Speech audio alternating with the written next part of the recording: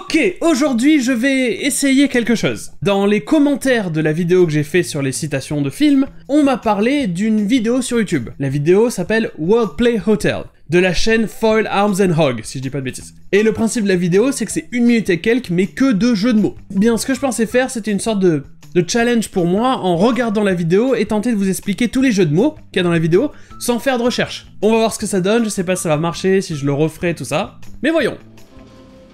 Hi, is this the Wordplay Hotel? Yes, will you be staying with us tonight? Oh, you two seem nice, but I'd like my own room. Ok, donc déjà ça commence avec « Est-ce que vous allez rester avec nous? Will you stay with us ?» Dans le sens, c'est ce que dirait un hôtel, genre « Est-ce que vous allez rester dans notre hôtel ?» Mais pour le coup, là, il comprend que c'est « Est-ce que vous allez rester avec nous ?» en parlant des deux réceptionnistes. Pity. We have a twin available. Oh, Déjà, a twin, c'est un jumeau, sauf que dans un hôtel, a twin bed, ce sont des lits simples. How many nights? one night. Bon, là, c'est simplement que night, la nuit, ça se prononce comme knight, un chevalier, parce que le K est muet. Yes, sir, would you like a room with a view? Or Last of the Mohicans? Last of the Mohicans. Last of the Mohicans, okay. Donc il demande s'il veut une chambre avec une vue, a room with a view, ce qui est aussi un film. You're on the first floor? Great. And your room's on the fourth floor. Donc là, il dit vous êtes au premier étage, mais votre chambre est au 4e étage. C'est un peu bizarre parce que premier étage, c'est pas la même chose aux États-Unis et en Angleterre. Il me semble qu'en Angleterre, c'est first floor, c'est le premier étage, le rez-de-chaussée. C'est-à-dire, si dans plusieurs étages, c'est le tout premier, celui qui est tout en bas. Mais aux États-Unis, le rez-de-chaussée, comme en français, c'est le ground floor. Je me mélange peut-être un peu, encore une fois, pas de recherche. Mais je pense que c'est l'idée, c'est pour ça que là, ils sont au rez-de-chaussée, au first floor. You can take the lift. Really? We don't need it anymore. Thank you. The white... Là, ici, simplement la blague, vous pouvez prendre l'ascenseur.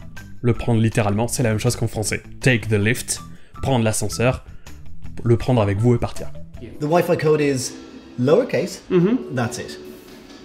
Would you like... Ok, donc là, lowercase, ça veut dire en... pas en majuscule, en petites lettres. En minuscule. Lowercase, donc c'est en minuscule, comme si en français on disait le mot de passe du Wi-Fi est minuscule. Et pour le coup, il est vraiment minuscule. Lowercase, c'est vraiment le mot de passe en fait. Would you like a wake-up call? Yes, please. J'ai l'impression d'avoir parlé de ça, de Wake Up Call, dans l'épisode sur Avengers, dans le premier épisode que j'ai fait sur Infinity War. Je parlais de Wake Up Call, c'était Star-Lord. Tout le monde lui dit qu'il est un peu grassouillé et il dit « Ah, c'est un Wake Up Call, c'est un signal d'alarme. » Donc là, il lui dit « Est-ce que vous voulez un Wake Up Call, c'est-à-dire un appel pour se réveiller le matin, comme il y a dans les hôtels ?» Mais pour le coup, il lui donne vraiment un wake-up call. Yes, please. You need to quit your job and go back to college. Sorry, I don't have a hat for the pool. Oh, you don't need one, but you do need these. Thank you. Donc là, cette personne dit qu'elle n'a pas de chapeau pour la piscine, pool, swimming pool. Mais bien sûr, il dit vous en avez pas besoin parce que on parle pas ici d'une piscine, mais d'un billard. Will you be having dinner with us this evening? Wow, you guys are persistent. All right, I will. Wonderful. Do you have a reservation? Yes, I've never dated two guys before, and I'm not sure if I'll like it. Ok, donc est-ce que vous avez une réservation? En anglais, c'est reservation, mais en anglais, reservation, c'est aussi avoir des doutes, avoir des réserves sur quelque chose. We also offer a turn-down service in the evenings. I think I've had enough rejection for one day. Now, Donc là, je sais pas ce que c'est un turn-down service.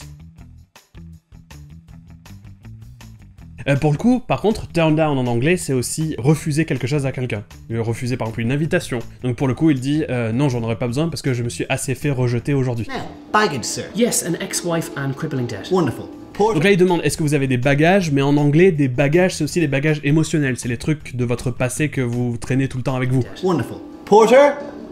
Thank you. Donc là, il appelle le porter, c'est la personne qui va amener les bagages jusqu'à la chambre. Pour le coup, à la place, on lui apporte une boisson qui doit s'appeler porter. Thank you. Do you offer room service? Absolutely. Ok, et la dernière blague, c'est est-ce que vous offrez le service à la chambre, room service. Et pour le coup, un service en anglais, c'est aussi une messe. Et donc, il y a une personne qui vient faire un service, une messe, dans la chambre. In the name of the Father, and the Son, and the Holy Ghost. Et donc, sur ce, je vous dis à demain!